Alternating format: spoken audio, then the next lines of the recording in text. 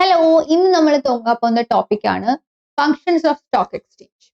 അപ്പോൾ ഇതിവിടെ നമ്മൾ സ്റ്റോക്ക് എക്സ്ചേഞ്ച് എന്താണെന്നും സ്റ്റോക്ക് എക്സ്ചേഞ്ചിൽ നമ്മുടെ ഡെവലപ്മെന്റ് പ്രോസസ്സിലേക്കുള്ള പങ്ക് എന്താണെന്നും ഒക്കെ നോക്കി കാണും. Okay, so let's discuss that. അപ്പോൾ കമ്മിങ് ടു സ്റ്റോക്ക് എക്സ്ചേഞ്ച്, ഇതൊരു ഓർഗനൈസ്ഡ് മാർക്കറ്റ് പ്ലേസ് ആണ്. അപ്പോൾ ഈ ഒരു ഓർഗനൈസ്ഡ് മാർക്കറ്റ് പ്ലേസിൽ നമ്മൾ എന്താ ചെയ്യുന്നത്? So we would be dealing with securities. അപ്പം സാധാരണഗതിയിൽ നമ്മൾ മാർക്കറ്റ് എന്നതുകൊണ്ട് ഉദ്ദേശിക്കുമ്പോൾ എന്താണ്? Market would be a mechanism അല്ലെങ്കിൽ ഒരു arrangement where buyers and sellers would meet. അല്ലെ, എന്തിനാണ് ബയേഴ്സും സെല്ലേഴ്സും ഒരുമിച്ച് ഈ മാർക്കറ്റ് എന്ന് പറയുന്ന അറേഞ്ച്മെന്റിൽ വരുന്നത്? ബിക്കോസ് നമുക്ക് അവിടെ എന്തെങ്കിലും ഒരു ട്രാൻസാക്ഷൻ നടത്തണം. We might be sometimes going to market to purchase certain items. നമ്മൾ മാർക്കറ്റിൽ പോകുന്നത് എന്തിനാണ്? സർട്ടൻ ഐറ്റംസ് വാങ്ങാൻ, അല്ലെങ്കിൽ നമ്മൾ സർട്ടൻ ഐറ്റംസ് വിൽക്കാനാണ് പോകുന്നത്. സോ ഇവിടെ ഞാൻ മാർക്കറ്റ് എന്ന് വെച്ചിട്ട് പറയുമ്പോൾ ഒരു പെർട്ടിക്കുലർ ലൊക്കേഷൻ എന്ന് ഞാൻ പറയുന്നില്ല, ഒരു പെർട്ടിക്കുലർ പ്ലേസ് എന്ന് ഞാൻ പറയുന്നില്ല. കാരണം ഇറ്റ്സ് എൻ അറേഞ്ച്മെന്റ്, അങ്ങനെ നമുക്ക് പറഞ്ഞേ പറ്റൂ. കാരണം ഇന്ന് നമ്മൾ ഒരുപാട് ഡെവലപ്ഡ് ആയി, ഇനിയും നമ്മൾ ഡെവലപ്പ് ആയിക്കൊണ്ടേ ഇരിക്കുന്നു എന്ന് നമുക്ക് കാണാൻ പറ്റുന്നുണ്ട്. സോ നമ്മൾ ഈ ഫിസിക്കൽ മാർക്കറ്റ് സ്ട്രക്ചറിൽ നിന്നൊക്കെ മാറി നമ്മൾ കുറെ കൂടിയൊക്കെ അഡ്വാൻസ്ഡ് ആയിട്ട് ഈവൻ നമുക്ക് ഓൺലൈൻ പ്ലാറ്റ്ഫോംസ് ഉപയോഗിച്ചിട്ട് നമുക്ക് സാധനങ്ങൾ വാങ്ങാനും വിൽക്കാനും ഒക്കെ പറ്റുന്നുണ്ട്. സോ അത്രയും നമ്മൾ അഡ്വാൻസ്ഡ് ആയി വന്നു. സോ ഈ ഒരു സിനാറിയോയിൽ നമ്മൾ സ്റ്റോക്ക് എക്സ്ചേഞ്ച് എന്ന് പറയുമ്പോൾ ഇതും ഒരു മാർക്കറ്റ് ആണ്, ഇറ്റ്സ് ഒരു അറേഞ്ച്മെന്റ് ആണ്. ഇത് നല്ല ഓർഗനൈസ്ഡ് ആയിട്ടാണ് ഫങ്ഷൻ ചെയ്യുന്നത്. പക്ഷെ ഇവിടെ ട്രേഡ് ചെയ്യുന്ന ഐറ്റംസ് എന്ന് പറയുന്നത് it would be like securities. എന്താണ് സെക്യൂരിറ്റീസ് നമ്മൾ ഇവിടെ ഉദ്ദേശിക്കുന്നത്? These are some financial instruments.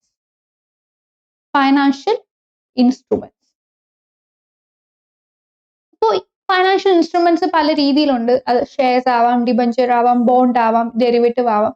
അങ്ങനെയുള്ള പല ഫൈനാൻഷ്യൽ ഇൻസ്ട്രുമെന്റ്സ് വിൽക്കാനും വാങ്ങാനുമുള്ള ഒരു പ്ലാറ്റ്ഫോം അല്ലെങ്കിൽ ഒരു അറേഞ്ച്മെന്റ് ആണ് എന്ത്?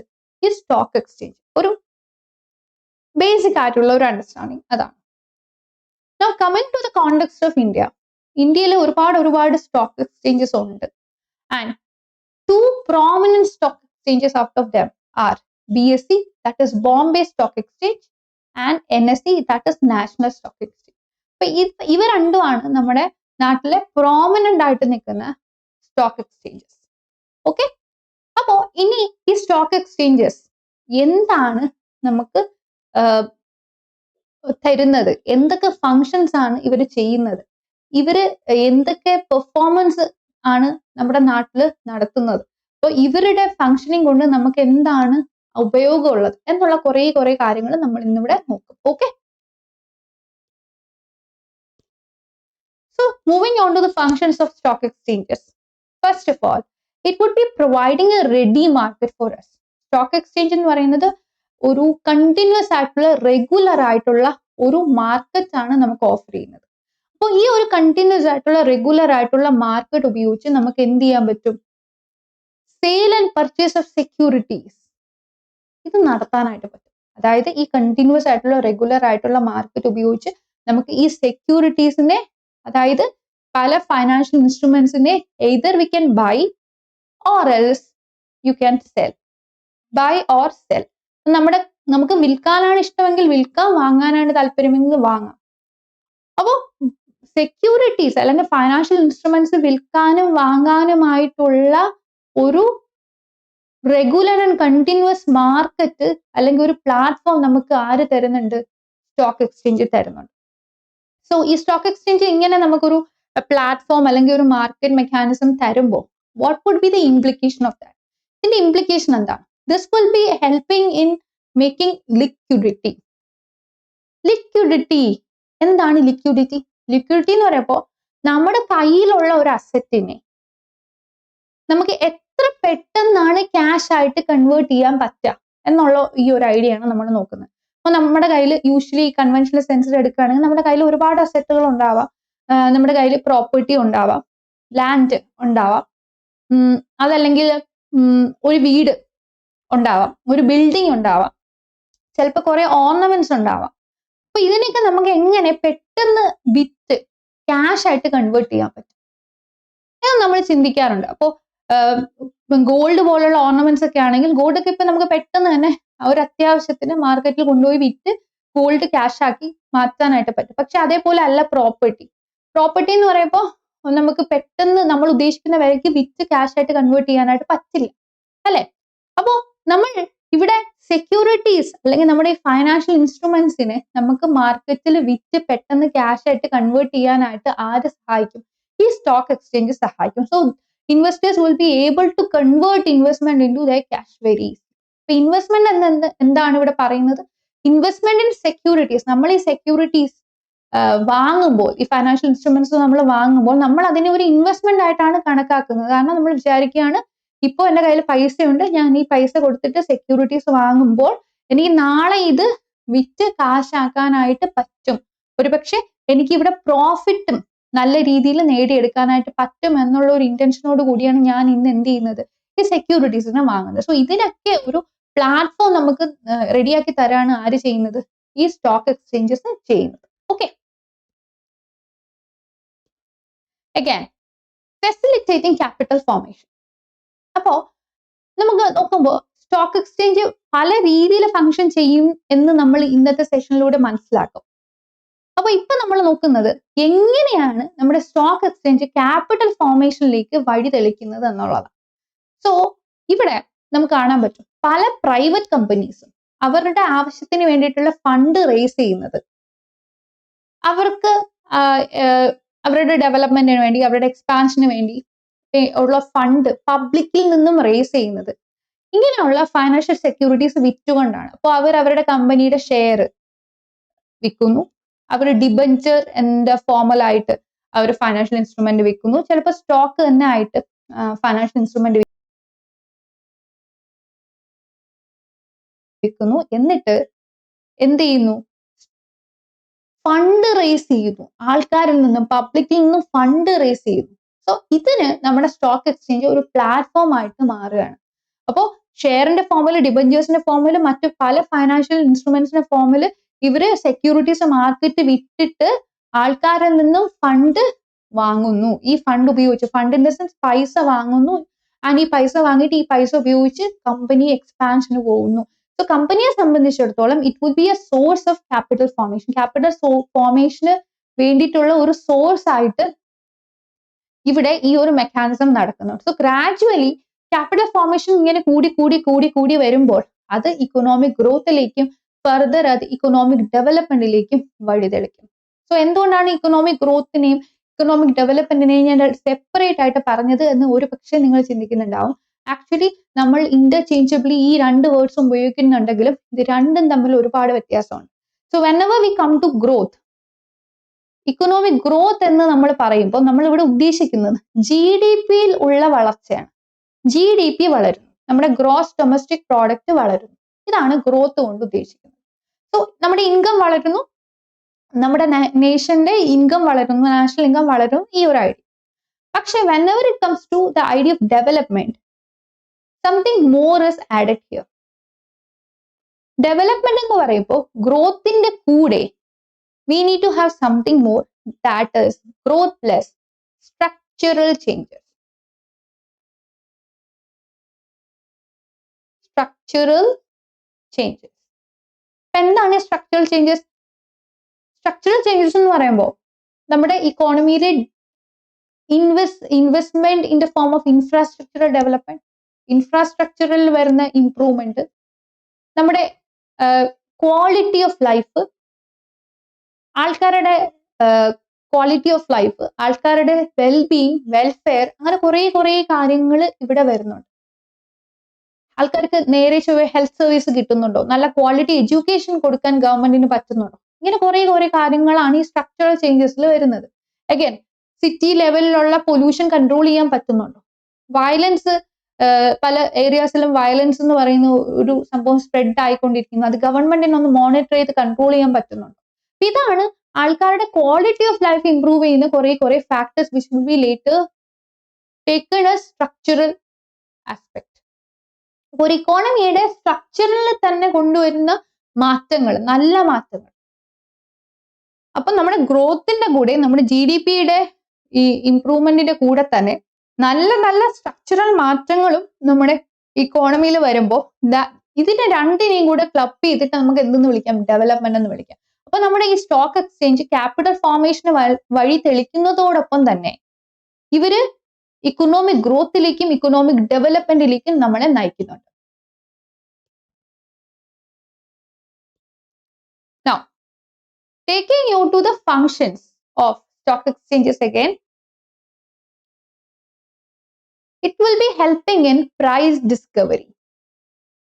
So, stock exchange ഒരു ഫെയർ പ്രൈസിൽ സെക്യൂരിറ്റീസ് അല്ലെങ്കിൽ ഫൈനാൻഷ്യൽ ഇൻസ്ട്രുമെന്റ് വിൽക്കാനും വാങ്ങാനും അനുവദിക്കുന്നു എന്നുള്ളത് മനസ്സിലാക്കണം. അപ്പൊ എങ്ങനെയാണ് ഈ ഫെയർ പ്രൈസിൽ നമുക്ക് എത്താൻ പറ്റുക? ഇവിടെയാണ് മാർക്കറ്റ് ഡിമാൻഡിന്റെയും മാർക്കറ്റ് സപ്ലൈയുടെയും ഫംഗ്ഷൻ വരുന്നത്. അപ്പൊ നമുക്കറിയാം ഏതൊരു സാധനത്തിന്റെയും ഡിമാൻഡ് കൂടുന്ന അവസരത്തിൽ എന്താ സംഭവിക്കുന്നതെന്നും ഏതൊരു സാധനത്തിന്റെയും സപ്ലൈ കൂടുന്ന അവസരത്തിൽ എന്താ സംഭവിക്കുന്നത് അല്ലെ? അപ്പൊ ഒരു സാധനത്തിന്റെ ഡിമാൻഡ് കൂടുമ്പോൾ ഓട്ടോമാറ്റിക്കലി അവിടെ സപ്ലൈ കുറവാണ് എങ്കിൽ പ്രൈസിന് എന്ത് സംഭവിക്കും? പ്രൈസ് ഇൻക്രീസ് ചെയ്യും. പ്രൊവൈഡഡ് സപ്ലൈ അധികം ഇൻക്രീസ് ചെയ്യുന്നില്ല, ഡിമാൻഡ് ആണ് കൂടുതൽ ഇൻക്രീസ് ചെയ്യുന്നത്. അപ്പൊ എന്ത് ചെയ്യുന്നു? പ്രൈസ് ഇൻക്രീസ് ചെയ്യുന്നു ഓട്ടോമാറ്റിക്കലി. അതേസമയം ഒരു സാധനത്തിന്റെ സപ്ലൈ കൂടുന്നുണ്ട്, പക്ഷെ ഡിമാൻഡ് അതനുസരിച്ച് ഇൻക്രീസ് ചെയ്യുന്നില്ല. സപ്ലൈ ഇങ്ങനെ കൂടിക്കൊണ്ടേയിരിക്കുകയാണ്, പക്ഷെ ഡിമാൻഡ് അതനുസരിച്ച് ഇൻക്രീസ് ചെയ്യുന്നില്ല എങ്കിൽ what will happen to price? Price അവിടെ കുറഞ്ഞിരിക്കും. ഓക്കെ, സോ ഈ ഒരു മാർക്കറ്റ് ഫോഴ്സസിന്റെ മെക്കാനിസം ആണ് നമ്മുടെ സ്റ്റോക്ക് എക്സ്ചേഞ്ചിലും നമ്മൾ ഉപയോഗിച്ച് നമ്മുടെ സെക്യൂരിറ്റീസിന് ഒരു ഫെയർ പ്രൈസ് ഡിറ്റർമിനേഷൻ എന്ന് പറയുന്ന ഒരു ഐഡിയയിലേക്ക് നമ്മളെ നയിക്കുന്നത്. So this process of price discovery will be ensuring more transparency and efficiency. എന്തുകൊണ്ടാണ് ട്രാൻസ്പെറൻസി ആൻഡ് എഫിഷ്യൻസി? ഇവിടെ നമ്മളൊരു എക്സ്റ്റേണൽ ഫാക്ടറിന്റെ സഹായം തേടുകയല്ല, ഇവിടെ ഒരു കറപ്ഷനോ അങ്ങനെയുള്ള കാര്യങ്ങളോ അല്ല നമ്മൾ ഉദ്ദേശിക്കുന്നത്. ഇൻസ്റ്റെഡ് ഇവിടെ completely everything is determined by market forces. Market forces എന്ന് വിളിക്കുന്ന ആരെയാണ്? നമ്മുടെ ഡിമാൻഡിനെയും സപ്ലൈനെയും. അപ്പൊ ഈ ഡിമാൻഡും സപ്ലൈയും അങ്ങോട്ടും ഇങ്ങോട്ടും കൂടിയും കുറഞ്ഞും വരുന്നതനുസരിച്ചിട്ടാണ് at a point of time ഒരു സെക്യൂരിറ്റിയുടെ അല്ലെങ്കിൽ ഒരു ഫൈനാൻഷ്യൽ ഇൻസ്ട്രുമെന്റിന്റെ പ്രൈസിങ് നമ്മൾ ഡിറ്റർമിൻ ചെയ്യുന്നത്. സോ ഓട്ടോമാറ്റിക്കലി അതൊരു ഫെയർ പ്രൈസിങ് ആവാനുള്ള എല്ലാ സിറ്റുവേഷൻസും ആണ് ഇവിടെ നമ്മൾ ഉദ്ദേശിക്കുന്നത്. സോ അത് ഓട്ടോമാറ്റിക്കലി എഫിഷ്യൻസി സെനാറിയോയിലേക്ക് നയിക്കുന്നു. കാരണം എന്താണ്? നമ്മളിവിടെ കറപ്ഷനോ മറ്റു കാര്യങ്ങളോ ഒന്നും കൊണ്ടുവരാനായിട്ട് ഉദ്ദേശിക്കുന്നുമില്ല. ഇത് വരുന്നത് വളരെ അപൂർവം മാത്രമേ ആയിരിക്കത്തുള്ളൂ. So automatically this will be leading to something called efficiency.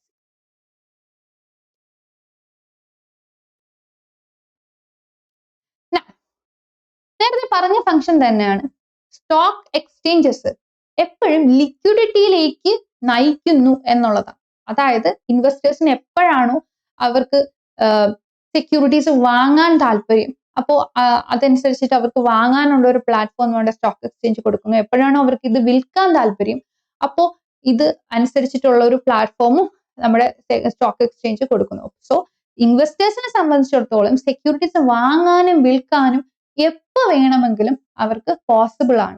So trading hours അനുസരിച്ചിട്ട് ട്രേഡിംഗ് അവേഴ്സ് എപ്പോ വേണമെങ്കിലും നമ്മുടെ ഇൻവെസ്റ്റേഴ്സിന് സെക്യൂരിറ്റീസ് വാങ്ങുകയോ വിൽക്കുകയോ എന്താന്ന് വെച്ചാൽ ചെയ്യാം, പ്രൊവൈഡഡ് അവർ ട്രേഡിംഗ് അവേഴ്സിൽ തന്നെ ഇത് ചെയ്യുന്നു എന്നുള്ളതാണ്. സോ അപ്പോൾ അവര് ഇങ്ങനെ ട്രേഡിംഗ് അവേഴ്സിൽ ഈ സെക്യൂരിറ്റീസ് വാങ്ങുകയോ വിൽക്കുകയോ ഒക്കെ ചെയ്യുമ്പോൾ ഓട്ടോമാറ്റിക്കലി ഇത് ലിക്വിഡിറ്റിയിലേക്ക് നയിക്കും. അപ്പൊ ലിക്വിഡിറ്റിയിലേക്ക് നയിക്കുമ്പോൾ പെട്ടെന്ന് ഇൻവെസ്റ്റ്മെന്റ്സ് ഒക്കെ പോസിബിൾ ആയി ഇൻഫ്രാസ്ട്രക്ചർ ഡെവലപ്മെന്റ് വരികയും നല്ല സേഫ് ആയിട്ടുള്ള ഒരു ഹെൽത്തി ആയിട്ടുള്ള ഒരു ഇക്കോണമി നമുക്ക് പ്രൊവൈഡ് ചെയ്ത് തരാനായിട്ട് ഈ സ്റ്റോക്ക് എക്സ്ചേഞ്ച് അവിടെ ഫങ്ഷൻ ചെയ്യുകയും ചെയ്യുന്നു എന്ന് നമുക്ക് മനസ്സിലാക്കാൻ പറ്റും.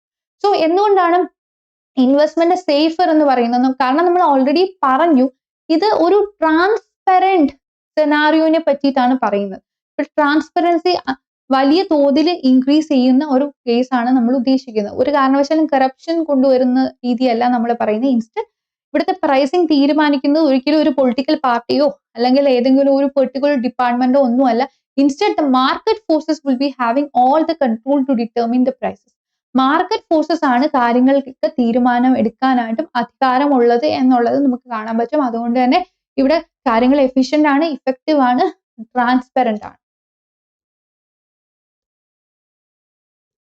Next, whenever it comes to stock exchanges, ഇന്ത്യയുടെ കേസിൽ നമുക്ക് പറയാൻ പറ്റും ഈ സ്റ്റോക്ക് എക്സ്ചേഞ്ചസ് നമ്മുടെ ക്യാപിറ്റൽ മാർക്കറ്റിലെ അപെക്സ് ബോഡി ആയിട്ടുള്ള സെബി എന്ന് പറയുന്ന ഓർഗനൈസേഷന്റെ കീഴിലാണ് വർക്ക് ചെയ്യുന്നത്.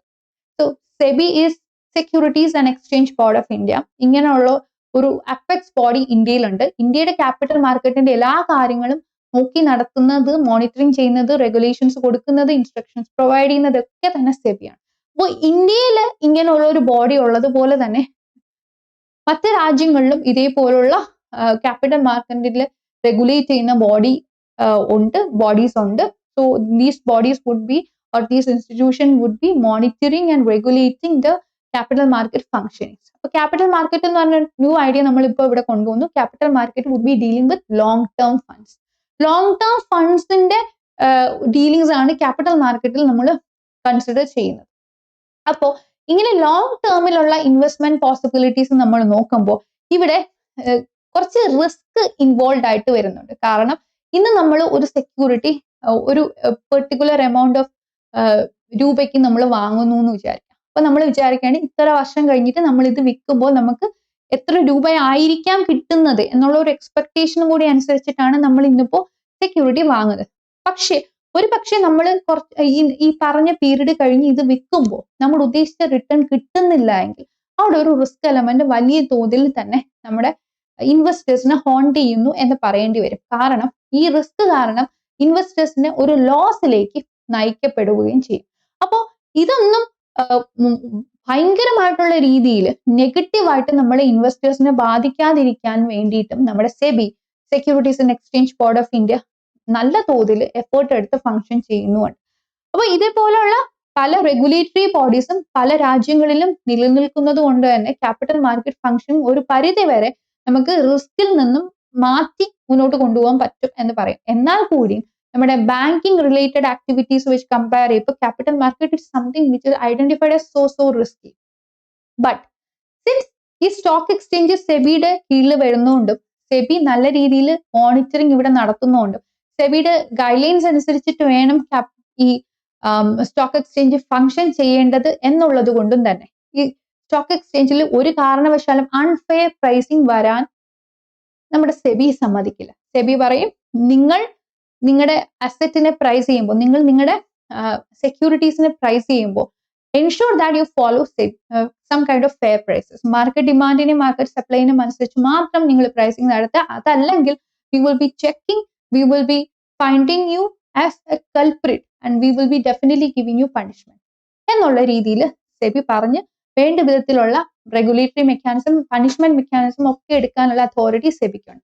അപ്പൊ ഇങ്ങനെ ചെയ്യുമ്പോൾ ഓട്ടോമാറ്റിക്കലി നമ്മുടെ സ്റ്റോക്ക് എക്സ്ചേഞ്ചിന്റെ ഫംഗ്ഷൻ കാരണം നമ്മുടെ ഇൻവെസ്റ്റേഴ്സിന്റെ ഇൻട്രസ്റ്റിനെ പ്രൊട്ടക്ട് ചെയ്യപ്പെടുന്നു. ഫ്രോഡുലന്റ് പ്രാക്ടീസസിനെ മാക്സിമം കുറയ്ക്കുകയും അതേപോലെ തന്നെ നമ്മുടെ ഇൻവെസ്റ്റേഴ്സിന്റെ കോൺഫിഡൻസ് മാക്സിമം ഒന്ന് പിടിച്ചു നിർത്താൻ പറ്റുകയും ചെയ്യുക വഴി നമ്മുടെ ഫൈനാൻഷ്യൽ സിസ്റ്റത്തിന് നല്ല രീതിയിലുള്ള ഒരു ബെറ്റർ ഫങ്ഷനിങ് വിത്ത് എഫിഷ്യൻസി നമുക്ക് ഉറപ്പ് കൊടുക്കാനായിട്ട് പറ്റും.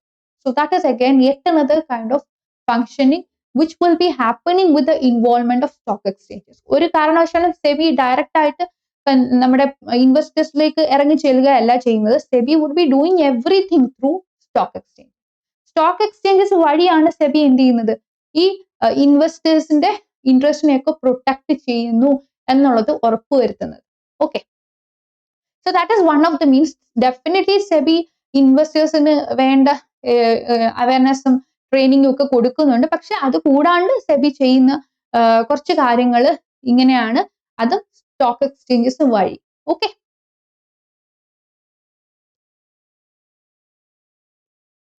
Now these stock exchanges would be acting as an economic barometer. കാരണം ഈ സ്റ്റോക്ക് പ്രൈസസിൽ വരുന്ന മൂവ്മെന്റ്സ് നമ്മൾ ശ്രദ്ധിച്ചിട്ടുണ്ടെങ്കിൽ നമുക്ക് മനസ്സിലാവും. ഈ സ്റ്റോക്ക് പ്രൈസസിൽ വരുന്ന മൂവ്മെന്റ്സ് ഇത് കാരണം ലൈക്ക് സെൻസെക്സും നിഫ്റ്റിയും, അപ്പൊ നമ്മൾ നേരത്തെ ബോംബെ സ്റ്റോക്ക് എക്സ്ചേഞ്ചും നാഷണൽ സ്റ്റോക്ക് എക്സ്ചേഞ്ചും ഒക്കെ പറഞ്ഞല്ലോ. സോ അവരുടെയൊക്കെ ഈ മാർക്കറ്റ് ഇൻഡിസസിനെ പറ്റിയിട്ടാണ് നമ്മളിപ്പോ പറയുന്നത്. സെൻസെക്സും നിഫ്റ്റി ഇതാണ് അവരുടെ മാർക്കറ്റ് ഇൻഡിസസ്. അപ്പൊ ഈ മാർക്കറ്റ് ഇൻഡിസസ് നമ്മൾ നോക്കുകയാണെങ്കിൽ നമുക്ക് അറിയാൻ പറ്റും ഇക്കോണമിയുടെ ഫങ്ഷനിങ് എങ്ങനെയാണ്. അപ്പൊ ഇക്കോണമി നല്ല ഫേവറബിൾ ആയിട്ട് നല്ല പോസിറ്റീവായിട്ട് ഗ്രോ ചെയ്യുകയാണെങ്കിൽ നമുക്ക് കാണാൻ പറ്റും ഈ സെൻസെക്സും നിഫ്റ്റിയൊക്കെ തന്നെ നല്ല രീതിയിൽ ഒരു ഗുഡ് പെർഫോമൻസ് ആയിരിക്കും റിഫ്ലക്ട് ചെയ്യുന്നത്. പക്ഷെ എപ്പോഴാണോ ഇക്കോണമിക്ക് ഒരു ഡൗൺഫോൾ വരുന്നത് അല്ലെങ്കിൽ എന്തെങ്കിലും ഒരു പ്രഷർ വരുന്നത്, അപ്പോൾ തന്നെ ആ സ്പോട്ടിൽ തന്നെ നമ്മുടെ ഈ സെൻസസിലും നിഫ്റ്റിക്കും അതിൻ്റെതായിട്ടുള്ള റിഫ്ലക്ഷൻ കാണിച്ചു തരാനായിട്ട് പറ്റും. So these would be acting as some indicators or these would be acting as certain signals. ഇത് സിഗ്നൽ ആയിട്ട് വർക്ക് ചെയ്യാണ് ചെയ്യുന്നത്. നമ്മുടെ ഇക്കോണമിയുടെ ഫംഗ്ഷനിങ് എങ്ങനെ പോകുന്നു എന്നുള്ളത് നമുക്ക് കാണിച്ചു തരുന്ന ഒരു സിഗ്നലാണ് ഏത് ഈ സ്റ്റോക്ക് എക്സ്ചേഞ്ചസുകളുടെ ഇൻഡിസസ് എന്ന് പറയുന്നത്. So it would be acting as an indicator of economic health. Okay, ഇപ്പൊ ന്യൂസിലൊക്കെ നിങ്ങൾ കേൾക്കുന്നുണ്ടാവും അല്ലെങ്കിൽ വായിച്ചിട്ടുണ്ടാവും, സെൻസെക്സ് കയറി, നിഫ്റ്റി കയറി, അല്ലെങ്കിൽ സെൻസസ് ഇടിഞ്ഞു, നിഫ്റ്റി ഇടിഞ്ഞു എന്നൊക്കെ പറഞ്ഞ് കേട്ടിട്ടില്ലേ? സോ ഇത് തന്നെയാണ് ഐഡിയ. അപ്പൊ ഇത് ഇടിഞ്ഞു എന്ന് പറയുമ്പോൾ അതിന്റെ അർത്ഥം ഇക്കോണമിയുടെ ഫംഗ്ഷനിൽ എന്തോ സാരമായിട്ടുള്ള പ്രശ്നം സംഭവിച്ചിട്ടുണ്ട് എന്നുള്ളതാണ്. കയറി എന്ന് പറയുമ്പോൾ എന്തോ ഗവൺമെന്റ് ലെവലിൽ നല്ല ഒരു പോളിസി ചേഞ്ചോ അല്ലെങ്കിൽ ഇന്റർനാഷണൽ ലെവലിലെടുത്ത് എന്തോ ഒരു മാറ്റം നല്ല രീതിയിൽ ഇന്ത്യയെ ഫേവറബിൾ ആയിട്ട് ബാധിച്ചിട്ടുണ്ട് എന്നൊക്കെയാണ് ഉദ്ദേശിക്കുന്നത്. Okay, that's it. അടുത്തത് this would be encouraging investment. അപ്പൊ ഈ സ്റ്റോക്ക് എക്സ്ചേഞ്ചസ് ഈ പറഞ്ഞത് ഒന്നും കൂടാണ്ട് വീണ്ടും വീണ്ടും ഇക്കോണമിയെ സ്റ്റിമുലേറ്റ് ചെയ്യാൻ വേണ്ടിയിട്ടുള്ള ആക്ടിവിറ്റീസ് എടുത്തുകൊണ്ടിരിക്കുകയാണ്, ഫങ്ഷൻസ് എടുത്തുകൊണ്ടിരിക്കുകയാണ്, റെസ്പോൺസിബിലിറ്റീസ് ഏറ്റെടുത്തുകൊണ്ടിരിക്കുകയാണ്. സോ ഇവിടെ നമുക്ക് പറയാൻ പറ്റും stock exchanges would be encouraging investment. ഇതെങ്ങനെയാണ്? Stock exchanges would be helping investors to understand more and more about the companies and market trends. അപ്പൊ ഇവിടെ എന്തെന്ന് വെച്ചിട്ടുണ്ടെങ്കിൽ നമ്മുടെ സ്റ്റോക്ക് എക്സ്ചേഞ്ച് ഇൻവെസ്റ്റ്മെന്റ് പ്രൊമോട്ട് ചെയ്യാൻ വേണ്ടി നിൽക്കുന്ന ഒരു ബോഡിയാണ് എന്ന് നമുക്ക് കാണാൻ പറ്റും. അപ്പോൾ നമ്മൾ യൂഷ്വലി ഈ ക്യാപിറ്റൽ മാർക്കറ്റ് എന്ന് പറയുമ്പോൾ തന്നെ ഞാൻ പറഞ്ഞതുപോലെ ഒരു റിസ്കി വെഞ്ചർ ആയിട്ടാണ് നമ്മൾ കാണുന്നത്, ഒരു റിസ്കി സെക്ടർ ആയിട്ടാണ് നമ്മൾ യൂഷ്വലി കാണുന്നത്. അതുകൊണ്ട് തന്നെ നമ്മുടെ നാട്ടിലെ ക്യാപിറ്റൽ മാർക്കറ്റിൽ എത്ര പേർക്ക് ഇൻവോൾവ്മെന്റ് ഉണ്ട് എന്ന് ചോദിച്ചിട്ടുണ്ടെങ്കിൽ, അല്ലെങ്കിൽ നിങ്ങൾ ഷെയർസിലും ബോൺസിലും ഒക്കെ എത്ര പേര് ഇൻവെസ്റ്റ് ചെയ്തിട്ടുണ്ട് എന്ന് ചോദിച്ചിട്ടുണ്ടെങ്കിൽ വളരെ മിനിമം ആൾക്കാർ മാത്രമേ അവിടെ ഉള്ളൂ എന്ന് നമുക്ക് മനസ്സിലാക്കാൻ പറ്റും. അപ്പൊ ഇവിടെ നമ്മുടെ സ്റ്റോക്ക് എക്സ്ചേഞ്ച് എന്താ ചെയ്യുന്നതെന്ന് വെച്ചിട്ടുണ്ടെങ്കിൽ നമ്മുടെ ഇൻവെസ്റ്റേഴ്സിന് അവർ ഇൻവെസ്റ്റ് ചെയ്യാൻ പോകുന്ന കമ്പനീസിനെ പറ്റിയിട്ടുള്ള മാക്സിമം ഡീറ്റെയിൽസ് ഇവർക്ക് കിട്ടി എന്ന് ഉറപ്പ് വരുത്തുകയാണ് ചെയ്യുന്നത്. അപ്പൊ കമ്പനീസിനോടൊക്കെ പറയും നിങ്ങൾ എന്ത് ചെയ്യണം എന്ന് വെച്ചിട്ടുണ്ടെങ്കിൽ നിങ്ങൾ നമ്മുടെ സ്റ്റോക്ക് എക്സ്ചേഞ്ചിൽ നിങ്ങളുടെ പേര് ലിസ്റ്റ് ചെയ്യുമ്പോൾ അല്ലെങ്കിൽ നിങ്ങളുടെ കമ്പനി ഇവിടെ ഇൻക്ലൂഡ് ചെയ്യുമ്പോൾ നിങ്ങൾ ഒരു കാര്യം ഉറപ്പുവരുത്തണം, നിങ്ങളുടെ കമ്പനിയുടെ യഥാർത്ഥ പെർഫോമൻസിനെ പറ്റിയിട്ടുള്ള കംപ്ലീറ്റ് റിയലിസ്റ്റിക് ആയിട്ടുള്ള ഇൻഫോർമേഷൻ നിങ്ങൾ പബ്ലിക്കിനോട് ഷെയർ ചെയ്യണം. So one thing what you could do is നിങ്ങളുടെ വെബ്സൈറ്റ് നിങ്ങൾ സമയം from time to time you have to update it. ഓരോ സമയവും നിങ്ങൾ അപ്ഡേറ്റ് ചെയ്തുകൊണ്ടിരിക്കണം. വൈ? ബിക്കോസ് ചില സമയത്ത് നിങ്ങളുടെ പ്രോഫിറ്റിലായിരിക്കും, ചിലപ്പോൾ നിങ്ങൾ ലോസിലായിരിക്കും. അപ്പോൾ പ്രോഫിറ്റ് മാത്രം നിങ്ങളുടെ വെബ്സൈറ്റിൽ റിഫ്ലക്ട് ചെയ്യരുത്. If you are getting a loss in between നിങ്ങൾ അതും അവിടെ പറയണം. കാരണം നിങ്ങളുടെ കമ്പനിയിൽ ഇൻവെസ്റ്റ് ചെയ്യാൻ താല്പര്യപ്പെടുന്ന ഇൻവെസ്റ്റേഴ്സ് ഒരു കാരണവശാലും നിങ്ങളുടെ കമ്പനിയുടെ ഷെയർ വാങ്ങിയത് കൊണ്ട് നഷ്ടത്തിൽ പോയി എന്നുള്ള ഒരു പേരുദോഷം നിങ്ങൾ കേൾപ്പിക്കരുത്. ബിക്കോസ് അങ്ങനെ വന്നിട്ടുണ്ടെങ്കിൽ അത് പിന്നീട് ഈ ക്യാപിറ്റൽ മാർക്കറ്റിന്റെ ഫംഗ്ഷനിങ്ങിന് തന്നെ നെഗറ്റീവായിട്ട് ഇൻഫ്ലുവൻസ് ചെയ്യും. ആൾക്കാരെല്ലാം പറയും ക്യാപിറ്റൽ മാർക്കറ്റ് ഭയങ്കര റിസ്കിയാണ്, it's not a good idea to invest എന്ന്. അപ്പോൾ ആൾക്കാർ അവരുടെ കഷ്ടപ്പെട്ടുണ്ടാകുന്ന പൈസ, അവരുടെ സേവിങ് ആണ് ഇവിടെ എടുത്ത് ഇൻവെസ്റ്റ് ചെയ്യുന്നത്. അപ്പോൾ അവർ വിചാരിക്കുന്ന എന്താണ്, ഞാനൊരു കമ്പനിയുടെ ഷെയർ വാങ്ങുമ്പോൾ ഞാൻ ഓട്ടോമാറ്റിക്കലി ആ കമ്പനിയുടെ ഷെയർ ഹോൾഡർ ആയി മാറുന്നു, എനിക്ക് ആ കമ്പനി ആ പ്രോഫിറ്റ് ഉണ്ടാക്കുമ്പോൾ എനിക്കും പ്രോഫിറ്റിന്റെ ഒരു അംശം കിട്ടുന്നുണ്ട് depending upon the number of shares that I have purchase. അപ്പോൾ ഇങ്ങനെയൊക്കെ ഉള്ള ഒരു എക്സ്പെക്ടേഷനിലാണ് ഓരോ ഇൻവെസ്റ്ററും എന്ത് ചെയ്യുന്നത്, ഈ ക്യാപിറ്റൽ മാർക്കറ്റിൽ ഇൻവെസ്റ്റ് ചെയ്യുന്നത്. അല്ലെങ്കിൽ ഏതെങ്കിലും ഒരു കമ്പനിയുടെ ഷെയർ ഈ സ്റ്റോക്ക് എക്സ്ചേഞ്ച് എന്ന് പറയുന്ന പ്ലാറ്റ്ഫോം ഉപയോഗിച്ചിട്ട് വാങ്ങാനായിട്ട് നിൽക്കുന്നത്. അപ്പോ നിങ്ങൾ ഒരു കാരണവശാലും നിങ്ങളുടെ ഇൻവെസ്റ്റേഴ്സിനെ ചീറ്റ് ചെയ്യരുത്.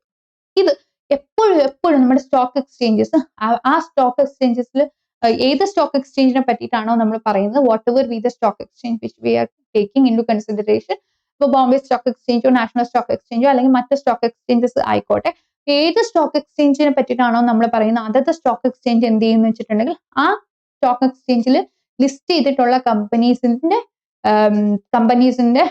കൺസേൺ പേഴ്സണോട്, കൺസേൺ റെപ്രസെന്റേറ്റീവിനോട് പറയും നിങ്ങൾ എല്ലാ കാര്യങ്ങളും നിങ്ങളുടെ കമ്പനിയെ കുറിച്ചുള്ള സകല റിയലിസ്റ്റിക് ആയിട്ടുള്ള കംപ്ലീറ്റ് ഡീറ്റെയിൽസും നിങ്ങൾ എന്ത് ചെയ്യണം, അപ്ഡേറ്റ് ചെയ്തുകൊണ്ടേയിരിക്കണം. കാരണം ഇൻവെസ്റ്റേഴ്സിന് എപ്പോഴും നിങ്ങളുടെ കമ്പനി ഇൻഫർമേഷൻ മനസ്സിലാക്കിയിട്ട് മാത്രം ഇൻവെസ്റ്റ് ചെയ്യാനുള്ള, കറക്റ്റ് ആയിട്ടുള്ള ഇൻഫർമേഷൻ മനസ്സിലാക്കിയിട്ട് മാത്രം ഇൻവെസ്റ്റ് ചെയ്യാനുള്ള ഒരു ഓപ്പർച്യൂണിറ്റി കൊടുക്കണം എന്ന് പറയും. So again that would be like a fruitful kind of investment that you will be making. ഒരു കാരണവശാലും ഒരു ചീറ്റിംഗ് നമ്മുടെ ഇൻവെസ്റ്റേഴ്സിനെ കമ്പനീസ് ചീറ്റ് ചെയ്യാനായിട്ട് ആരനുവദിക്കില്ല? സ്റ്റോക്ക് എക്സ്ചേഞ്ച് അനുവദിക്കില്ല.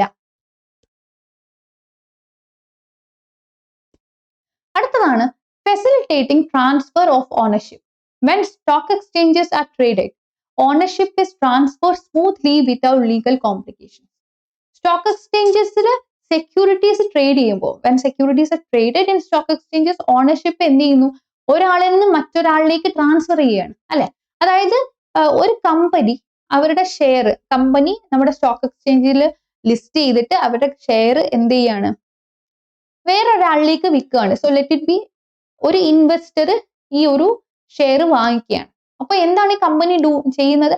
കമ്പനി അന്ന് വരെ ഓൺ ചെയ്തിരുന്ന കമ്പനിയുടെ ആ ഒരു ഷെയർ, ഒന്നോ അതിൽ കൂടുതലോ ഷെയർ ഇപ്പോ ഇൻവെസ്റ്ററിന് വിൽക്കുകയാണ് എന്ന് പറയുമ്പോൾ ഷെയർ മാത്രമല്ല ഇവിടെ പോകുന്നത്, ട്രാൻസ്ഫർ ആയി പോകുന്നത്. Apart from share, ownership is also moving, അല്ലെ? ഓണർഷിപ്പ് മൂവ് ചെയ്യാണ്. ഈ കമ്പനിയുടെ കയ്യിൽ നിന്നും ഈ കമ്പനിയുടെ ആ ഒരു ഷെയറിന്റെ ഓണർഷിപ്പ്, അല്ലെങ്കിൽ എത്ര ഷെയർ ആണോ ഇൻവെസ്റ്ററിന് വിറ്റത്, ആ ഒരു അത്രമാത്രം ഷെയറിന്റെ ഓണർഷിപ്പും കൂടി എങ്ങോട്ട് പോവാണ്? ഇൻവെസ്റ്ററിന്റെ കയ്യിലേക്ക് പോവാണ്. And this kind of trading would be identified as something called legal kind of trading ആണ് നമ്മൾ പറയുന്നത്. ലീഗലി ഇങ്ങനെ ചെയ്യാണ്, ലീഗലി എല്ലാ കാര്യങ്ങളും ഇൻസ്ട്രക്ഷൻസ് ഒക്കെ ഫോളോ ചെയ്തിട്ടാണ് ഇങ്ങനെ ചെയ്യുന്നത്. അതുകൊണ്ട് തന്നെ ലീഗൽ സൈഡിൽ നിന്ന് ഒരു കോംപ്ലിക്കേഷൻസും ഇവിടെ വരാണ്ട് സ്മൂത്ത് ആയിട്ട് ഈ ഒരു ട്രാൻസ്ഫർ നടക്കുന്നു എന്നുള്ളത് ഉറപ്പുവരുത്താനായിട്ട് ആർക്ക് പറ്റും? നമ്മുടെ സ്റ്റോക്ക് എക്സ്ചേഞ്ചസിന് പറ്റും.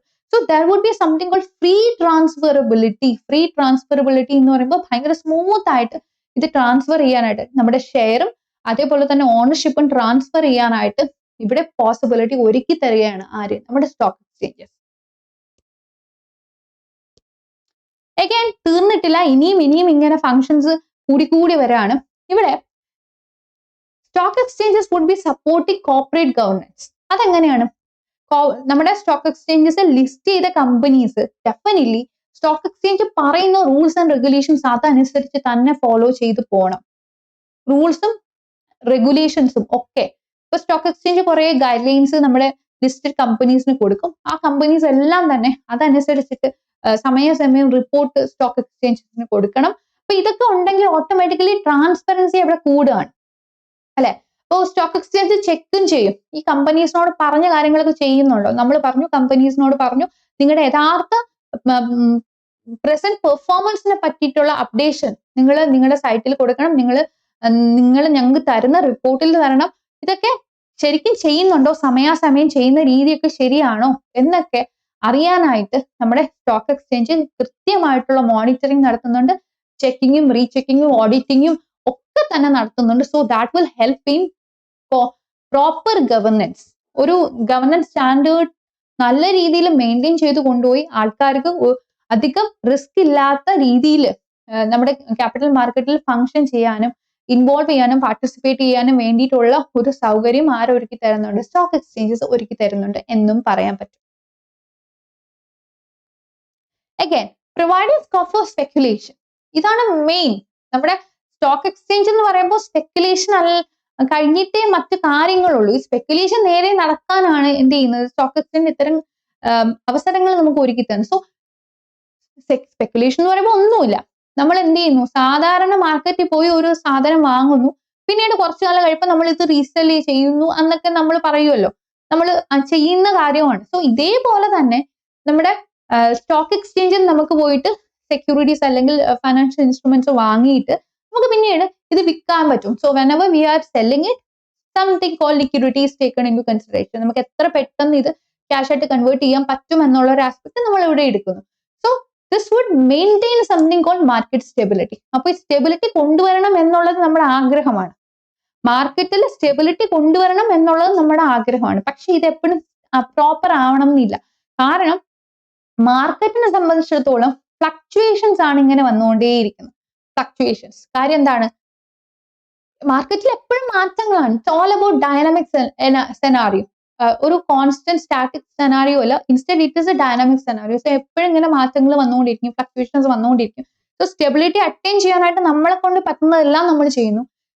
സെബി കൊണ്ട് പറ്റുന്നതെല്ലാം സെബി ചെയ്യുന്നു, സ്റ്റോക്ക് എക്സ്ചേഞ്ചിനെ കൊണ്ട് പറ്റുന്നതെല്ലാം അവർ ചെയ്യുന്നുണ്ട്.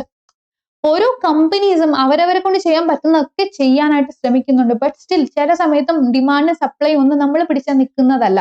It will be like fluctuating, like it will be moving, sometimes up sometimes down. അപ്പൊ ഇതനുസരിച്ചിട്ട് മാറ്റങ്ങൾ എവിടെ വരുന്നുണ്ട്? പ്രൈസിൽ വരുന്നുണ്ട്. പ്രൈസിൽ ഇതനുസരിച്ച് മാറ്റങ്ങൾ വരുന്നുണ്ട്. സോ ഈ പ്രൈസിൽ വരുന്ന മാറ്റങ്ങളെ നമ്മൾക്ക് ഫേവറബിൾ ആക്കി എങ്ങനെ മാറ്റിയെടുക്കാൻ പറ്റും എന്നാണ് ഓരോ ഇൻവെസ്റ്ററും ചിന്തിക്കുന്നത്. അപ്പൊ ഞാൻ ഇന്ന് കൂടുതൽ വില കൊടുത്ത് ഒരു സാധനം വാങ്ങിയിട്ടുണ്ടെങ്കിൽ, ഒരു സാധനം ഇൻ ദ സെൻസ് ഒരു സെക്യൂരിറ്റി വാങ്ങിയിട്ടുണ്ടെങ്കിൽ, അത് നാളെ അതിനേക്കാൾ കൂടുതൽ വിലയിൽ എനിക്ക് വിൽക്കാൻ പറ്റിയാൽ there is my profit, അല്ലെ? അപ്പൊ ഇന്ന് ഞാൻ കൂടുതൽ വില കൊടുത്തിട്ട് ഒരു സെക്യൂരിറ്റി വാങ്ങി, ഒരു ഫൈനാൻഷ്യൽ ഇൻസ്ട്രുമെന്റ് വാങ്ങി, പക്ഷെ അത് വിൽക്കുന്ന സമയമാകുമ്പോഴേക്കും എനിക്ക് ഞാൻ വാങ്ങിയ വില പോലും എനിക്ക് വിൽപ്പനയിൽ കിട്ടുന്നില്ല എങ്കിൽ ദാറ്റ് ഇസ് എ ലോസ്. അപ്പോ നമ്മൾ എപ്പോഴും ഈ സ്പെക്യുലേറ്റീവ് ആക്ടിവിറ്റീസിൽ ഇൻവോൾവ് ആവുമ്പോൾ ഈ പ്രൈസിൽ വരുന്ന മാറ്റങ്ങൾ എങ്ങനെ നമുക്ക് ഫേവറബിൾ ആക്കി എടുക്കാൻ പറ്റും എന്നാണ് ഓരോ ഇൻവെസ്റ്ററും ചിന്തിക്കുന്നത്. അപ്പോൾ ഓരോ ഇൻവെസ്റ്റർക്കും ഫേവറബിൾ ആകുന്ന രീതിയിൽ എങ്ങനെ ഈ സ്റ്റോക്ക് മാർക്കറ്റ് പെർഫോമൻസ് അല്ലെങ്കിൽ നമ്മുടെ ക്യാപിറ്റൽ മാർക്കറ്റ് പെർഫോമൻസ് കൊണ്ടുപോകാൻ പറ്റും എന്നാണ് നമ്മുടെ സെബി ചിന്തിക്കുന്നത്. അതേപോലെയാണ് നമ്മുടെ സ്റ്റോക്ക് എക്സ്ചേഞ്ചസും ചിന്തിക്കുന്നത്. കാരണം ഇത്രത്തോളം ആൾക്കാർ സ്റ്റോക്ക് എക്സ്ചേഞ്ചസിൽ ഇൻവോൾവ് ചെയ്യുന്നു, അത്രത്തോളം സ്റ്റോക്ക് എക്സ്ചേഞ്ച് പോപ്പുലർ ആവുകയും അതേപോലെ തന്നെ അവിടെ പെർഫോമൻസ് കുറച്ചുകൂടി ബെറ്റർ ആയി വരികയും ചെയ്യും, അല്ലെ?